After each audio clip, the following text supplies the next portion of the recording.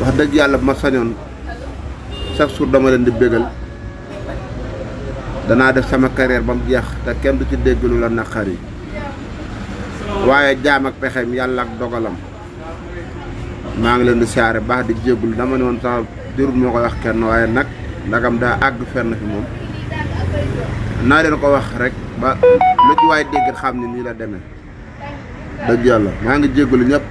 aw tiis ak naqar fees dell ci mbokki tiktokeur yi rawatina ñi nekk ci région bu Diourbel waaye fii ci diwaan bu Touba kii nu miinoon lool ci wàllum reetaan loo nit ci xarala yu bees yi di tiktok ñu gën koo miin ci Mbaye Sapar moom mi la dey moo amal ak accident ci suba gi ci yoonu ndindi bi ci lu soriwul dara gaaraasu Daara Jolof moom mi dey ci daamaar gu yoroon na ko moo mujjee saaran ba ñaari élève jot cee ñàkk seen bakkan moom mi la dey ci ginnaaw gi lanu mujjee xamle ne dafa mujjee faatu kii di Mbaye Sapar nekkoon nag ku nu miin lool ci wàllum internet bi ak ci télévision yi mu nekk ku daan reetaan loo nit ñi moom mi la dey di jëm ji di Mbaye Sapar ñëpp mii nan ko lool moo mujjee wuju sunu borom ci l'accident bu am na ko ci yoonu ndindi bi lu soriwul dara gaaraasu Daara Jolof moom mi la dey dem na tey di ko ñaanal yàlla sunu borom xaare ko àjjana yi gën a kawe